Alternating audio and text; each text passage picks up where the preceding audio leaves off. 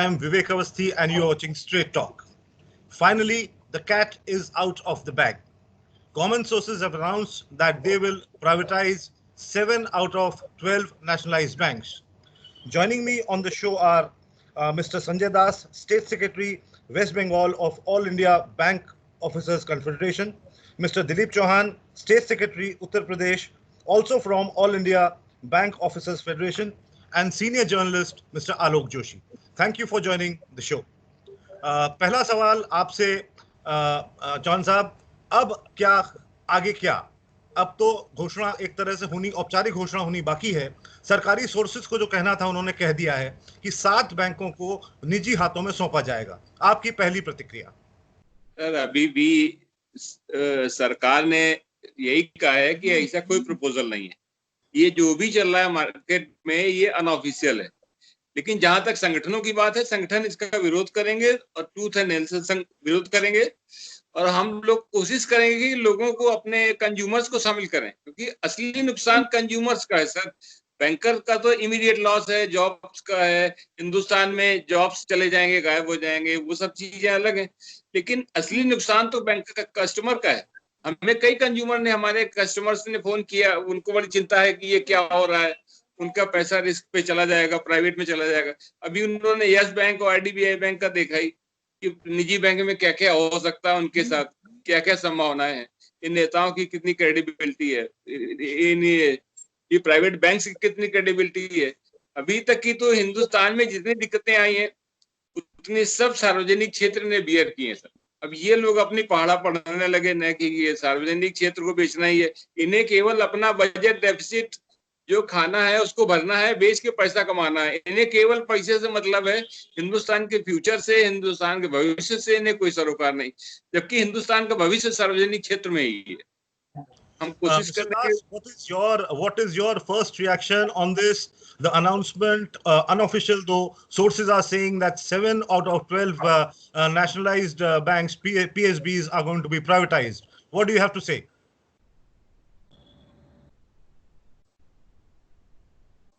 Hello. Yes, please. Am I audible? Am I audible? Yeah, you are very much audible. Please carry on. Actually, it is going on since 1991, when the economy was opened up. Privatization, globalization, and liberalization attempt was made, and at that time also, since then, this type of things are going on. This is nothing new.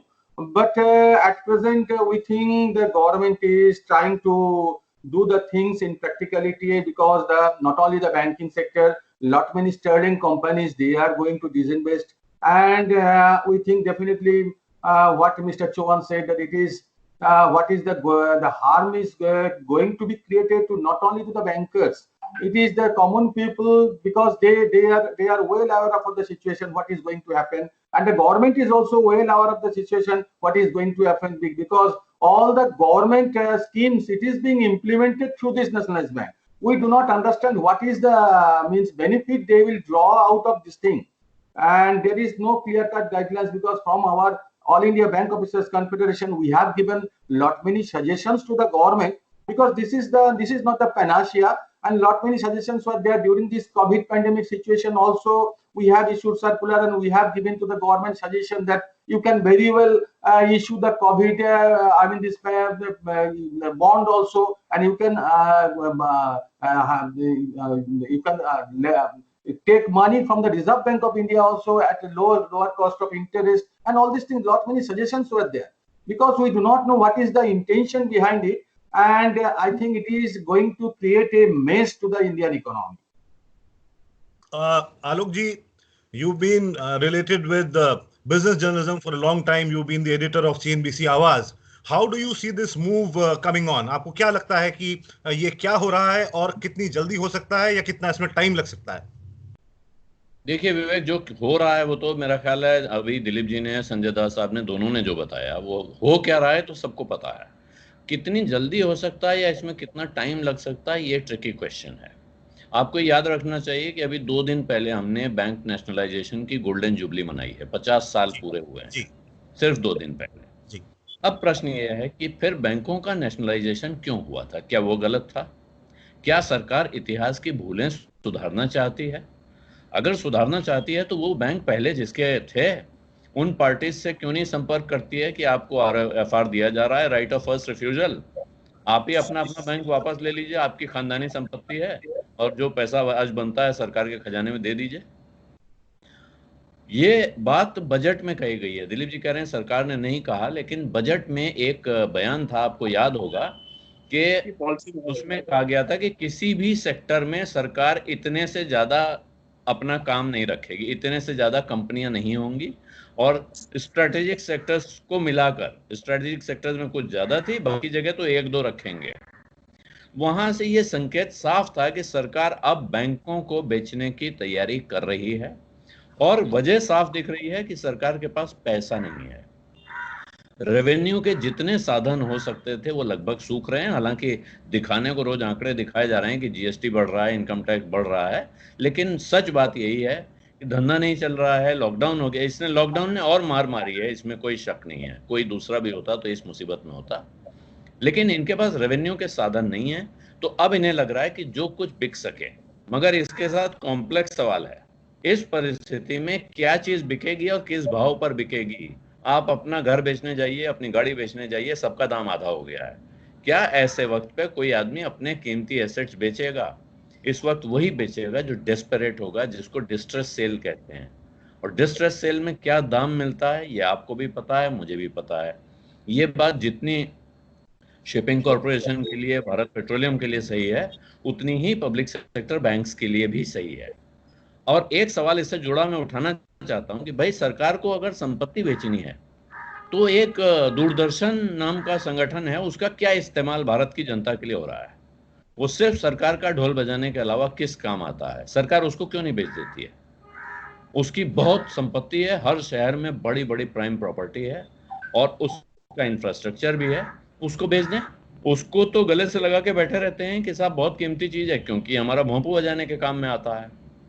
उसके अलावा जो लोग critical infrastructure में काम कर रहे हैं, जैसा अभी दास साहब ने बताया, दिलीप जी ने बताया, कि आपकी सारी स्कीम, सरकारी स्कीम, जितनी आप पब्लिक वेलफेयर स्कीम कहते हैं, उनके कैरियर कौन है? वो यही बैंक है। अब आप कह रहे हैं नहीं, इन बैंकों में इन सब की जरूरत नहीं है। अब तक किसी ने, 6 साल आपकी सरकार को भी हो गए हैं, ये व्यवस्था क्यों नहीं की कि एक सेंट्रलाइज्ड बैंकिंग सिस्टम बना दें, जिसमें इतने बैंक होते हुए भी मुझे, ग्राहक को, ये लगे कि मेरे घर के बगल में जो बैंक की ब्रांच है वही मेरा बैंक है, मैं वहां चला जाऊं और मेरे सारे काम हो जाए। मैं आपको यहाँ उदाहरण के लिए बताना चाहूंगा, मैं इंग्लैंड में था कुछ समय, वहां आप किसी भी बैंक की ब्रांच में या किसी भी पोस्ट ऑफिस में जाकर अपना चेक काट के पैसा निकाल सकते थे, या वहां पैसा जमा कर सकते थे। उसके लिए आपको अपने बैंक को ढूंढकर उसकी खास ब्रांच तक जाने की जरूरत नहीं थी। सिंपल सा 6 डिजिट का शॉर्ट कोड होता है, वो शॉर्ट कोड भरिए और अपना अकाउंट नंबर भरिए, सब कुछ जुड़ा हुआ है। अभी हमारे यहाँ कोर बैंकिंग हुए कितने साल हो गए, ये दोनों महानुभाव बता सकते हैं, लेकिन वो कोर बैंकिंग आज भी क्या वास्तव में इंप्लीमेंट हुई है? अगर आज नहीं हुई है तो कल हो जाएगी, 2 बैंक हो जाने से हो जाएगी, इसका क्या गारंटी हो सकती है? ये हो सकता है कि 7 बैंक बेच दिए, उसके बाद जो 4 बचे, उन्होंने कहा देश के इतने हिस्से में हमारा कवरेज नहीं है, वहां हम नई ब्रांच खोलना चाहते हैं। वहां वो ब्रांच किसके बिल्डिंग में खुलेगी, कौन मकान मालिक होगा, उसको कितना लोन दिया जाएगा, इस सब में कितना कारोबार चलता है, ये मुझसे बेहतर ये दोनों आपको बता सकते हैं। आलोक जी की बात को मैं थोड़ा आगे ले जाऊंगा, और दोनों लोगों से मेरा एक सवाल है, चौहान साहब से भी और दास साहब से भी, कि जैसे कि आलोक जी ने कहा कि आज की मार्केट में पैसा नहीं है, आज बाजार में, सिस्टम में पैसा नहीं है, तो आज अगर हम इन 7 बैंकों को बेचने के लिए आगे जाते हैं तो क्या भारत को या भारत सरकार को खरीदार भी मिलेंगे? ये सवाल पहले चौहान साहब आप इसका जवाब दें, उसके बाद दास साहब के पास आऊंगा। सर, इंडियन इकोनॉमी इस समय बिल्कुल अपनी बुरे दौर में है, तो हमें घर भी बेचना होगा तो हम इस समय नहीं बेचेंगे। इस समय या तो बैंक ऑफ इंडिया में इन्होंने अभी अपर सर्किट लगा दिया था, पूरा शेयर मार्केट सरकारी इंस्ट्रूमेंट से चलता है, ये पूंजीपतियों के हिसाब से नेक्सस से कह लीजिए, फिर एक आध दिन सर्किट लग जाएगा, फिर ये इनके दाम बराबर के मिल जाएंगे, ये लोग बेच लेंगे। लेकिन सवाल सबसे बड़ा ये है कि क्या इंडियन इकोनॉमी की सन 60 या 69 में जब इंदिरा जी ने किया था और आज जब ये सत्ता में है तो क्या हालत बदल गए? क्या हिंदुस्तान का विकास हो गया? क्या यहाँ पे जॉब्स नहीं चाहिए? क्या मिडिल क्लास यहाँ, अभी देखिए तमाम सारे बैंक डूबे थे, इंडियन बैंक्स बच गए थे क्योंकि नंबर में ज्यादा थे, साइज में छोटे थे। तो आज वो परिस्थितियां कहाँ बदल गई? आज भी वही उन्हीं परिस्थितियों में हिंदुस्तान जिंदा है सर। आज ये लोग बात करते हैं रोजगार देने की, लेकिन बैंकें, आप सहमत होंगे, रोजगार का एक बड़ा साधन है, लोगों के लिवलीहुड का बड़ा साधन है। लोगों को सरवाइव करने के लिए गांव देहात में जाइए, गंदा गंदा ये धोती पहन के भी बैंक में चला आता है। पहले भी आपको उदाहरण दिया था कि ग्रीनडे बैंक में हमारी मदद का खाता था, उन्होंने 25,000 से कम था, उन्होंने बंद कर दिया कि 25,000 से नीचे खाते वाले हम अपने बैंक में नहीं रखेंगे। तो क्या हिंदुस्तान में सबके पास इतना पैसा हो गया? प्राइवेट बैंक्स पे बाद में आऊंगा। Mister Das, same question to you. Yes. Is this the right time, the right opportunity, and the right moment for Government of India to sell its valuable assets? Will they be finding proper buyers for it? No, it is never the privatization of the banking sector. It is the panacea of the Indian economy.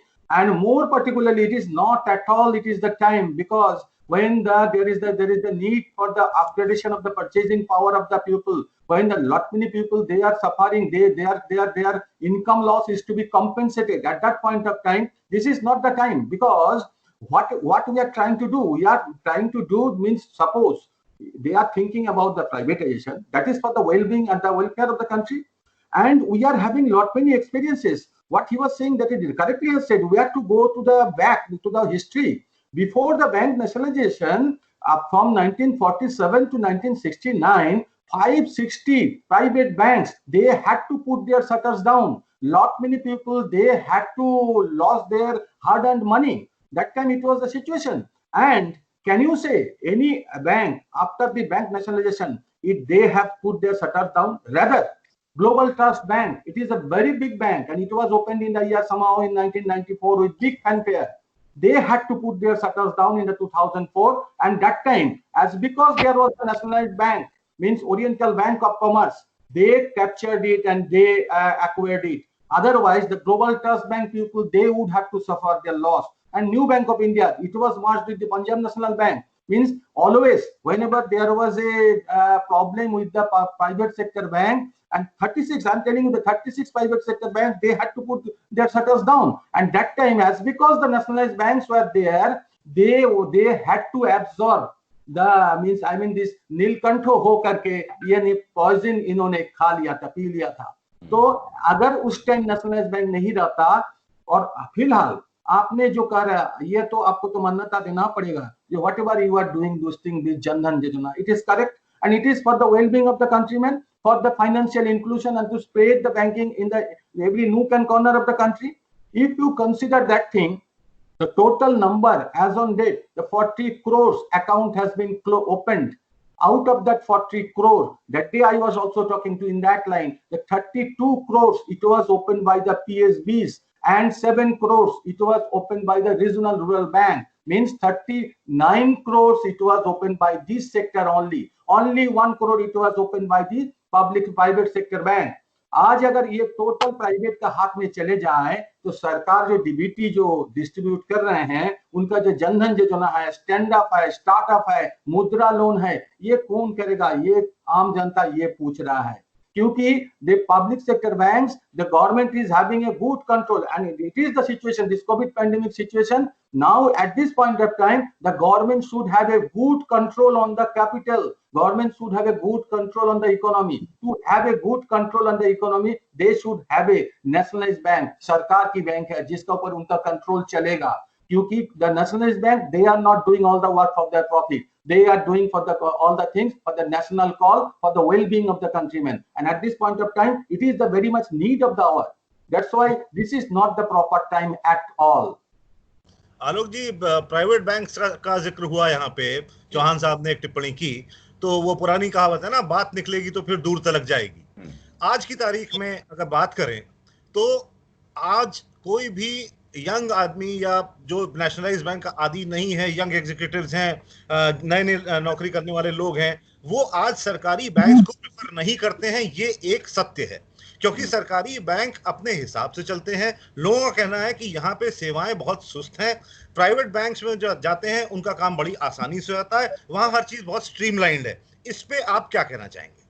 मैं को देखिए अपने अनुभव बता सकता हूं, क्योंकि मैंने कोई सर्वे किया नहीं है, लेकिन मैं अपने एक्सपीरियंस बता सकता हूं कि मेरे बड़े अच्छे एक्सपीरियंसेस, आपको याद होगा बहुत साल पहले मैंने एबीएन एमरो बैंक में या बैंक ऑफ अमेरिका में कनॉट प्लेस में खाता खोला था, जब हम लोगों की तनख्वाह बहुत कम हुआ करती थी और मिनिमम बैलेंस कभी रहता नहीं था, तो वहाँ पेनल्टी भी कटती रहती थी। लेकिन क्यों खोला था? क्योंकि वहाँ एक एटीएम लगा हुआ था जिसमें आप रात में जाके भी पैसा निकाल सकते थे। तो जवानी में शौक होते हैं तरह तरह के, यही शौक था कि चलो यहाँ मशीन से पैसा निकालेंगे।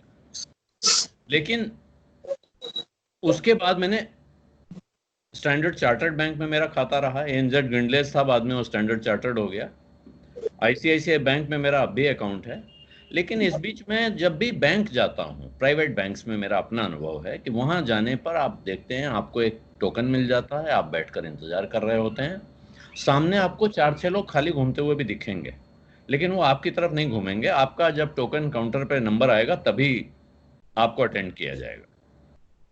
या बैंक का कोई अधिकारी या कर्मचारी आपको पहचानता हो तो वो देखते ही नमस्ते करेगा, आइए बताइए क्या करना है, काम हो जाएगा। नहीं आलोक जी, सरकारी बैंकों में जब मैं जाता हूँ भी शुरू हो गई है, हैं? प्राइवेट बैंक्स ने पर्सनल बैंकिंग भी शुरू की है।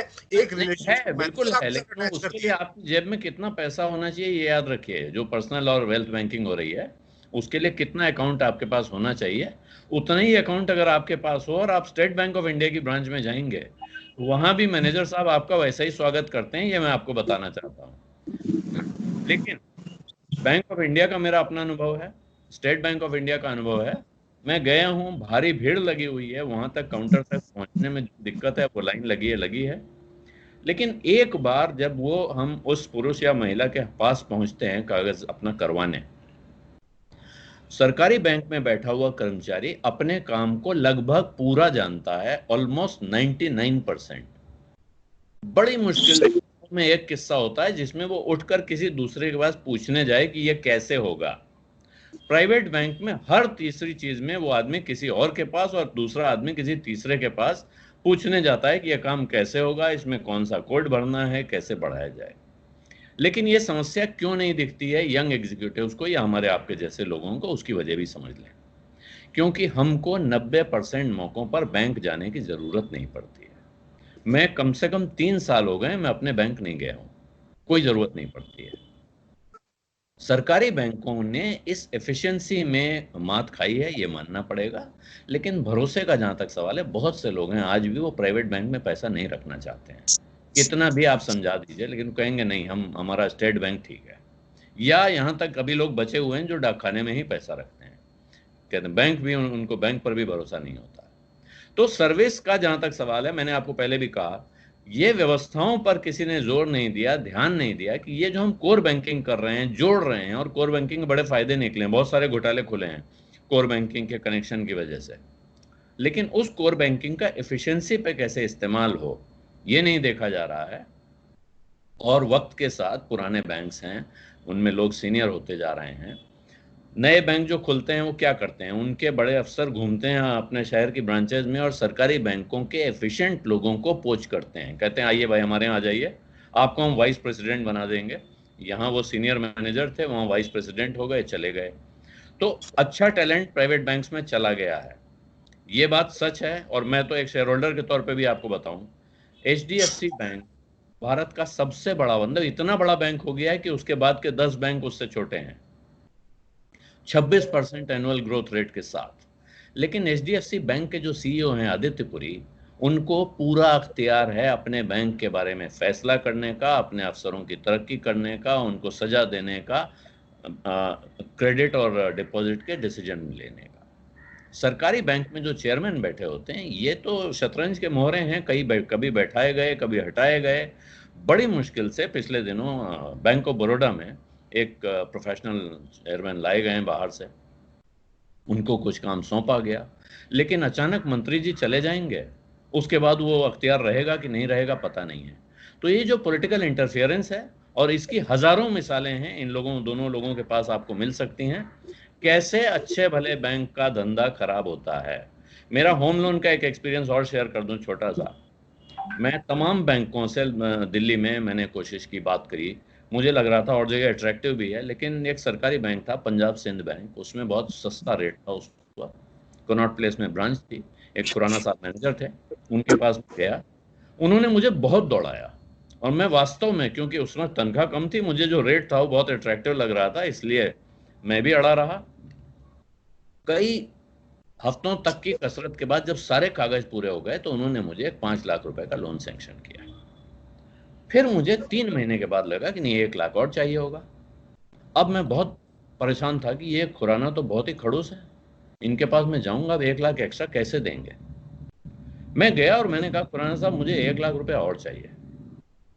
एक बार उठ के उन्होंने मेरा मुंह देखा, बोले अच्छा तो आलोक जी आप एक एप्लीकेशन लिखिए कागज पे और दीजिए।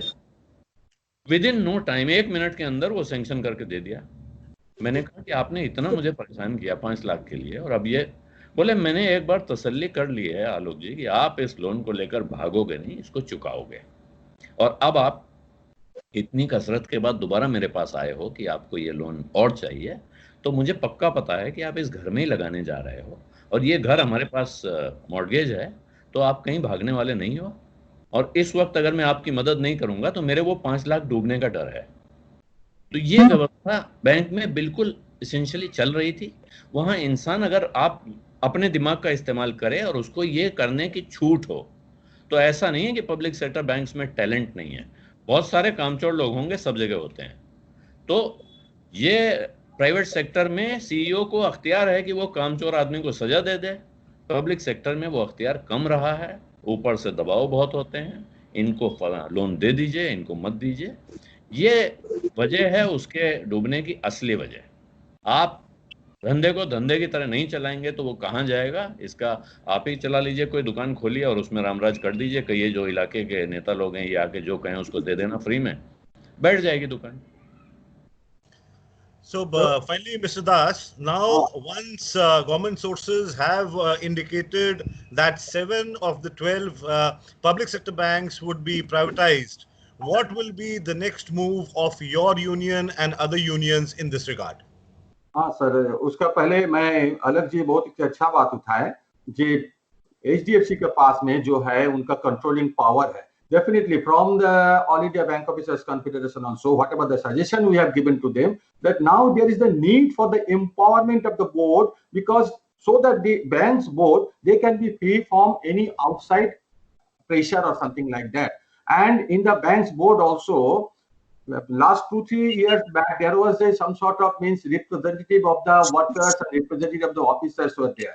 But now it is being discontinued. अभी हमारे कोई प्रतिनिधि वहां नहीं है, ताकि हम लोग कोई सलाह दे सकते हैं, कोई सजेशन दे सकते हैं, कोई खराब काम अगर हो रहा है तो उसके लिए हम लोग कर सकते हैं, लेकिन गवर्नमेंट ने 2-3 साल से ये हटा लिया है, कोई हमारे कोई रिप्रेजेंटेटिव नहीं है।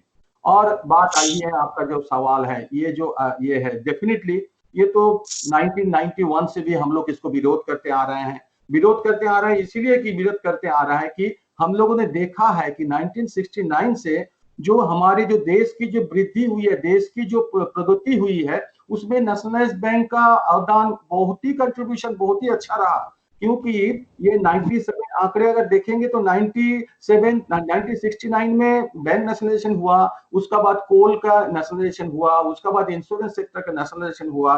That's why in the year 1975 our GDP rose up to 9% और more than 9%, because it was the contribution. Lot many all-round development was there. 20-point program was there. 5 years planning was there, and all these things throughout the means intricate part of the country. Lot many branches were opened.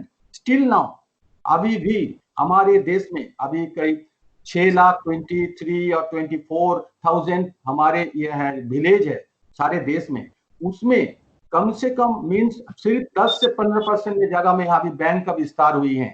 अभी भी हमें चाहिए, अगर आप financial inclusion का बात कहते हैं, सबके साथ सबका विकास अगर कहते हैं, अभी हमें चाहिए नेशनलाइज्ड बैंक के शाखाएं देश की कोने कोने उसको स्थापना करने का, सो दैट कि ये हमारे ये जो difference between the means hires and have nots ये थोड़ा सा मिटिगेट हो जाए, ये थोड़ा सा कम हो जाए। क्योंकि अभी हमारे जो प्रॉब्लम है, वो जो चौहान जी जो जिस बात का जिक्र कर रहे थे, unemployment programme, definitely this nationalised bank has given a boost to the employment generation, and the nationalized bank, whatever we are doing so far, this infrastructure lending and all these things, this infrastructure lending, we were knowing that it is going to be bad, and where there may be the chances of the accounts going to be turned into a NPA. Still, it was a national call. That's why means we have given finance to the infrastructure lending. And not only that, this infrastructure, due to this infrastructure lending, many NPAs are being piled up in the banks. But on the contrary, the positive point is that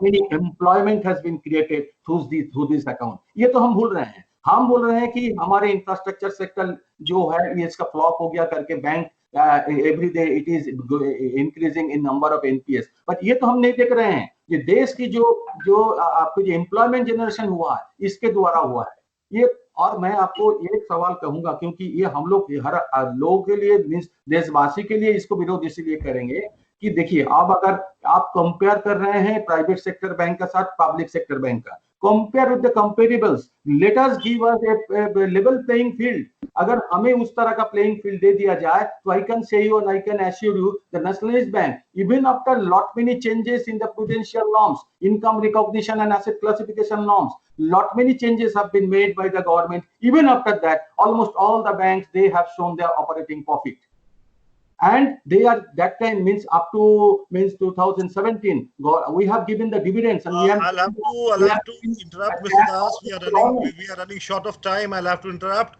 One last concluding sentence from Chauhan साहब. चौहान साहब क्या कहना चाहेंगे? संक्षेप में अपनी बात रखें ताकि हम इसको वाइंड अप कर सकें.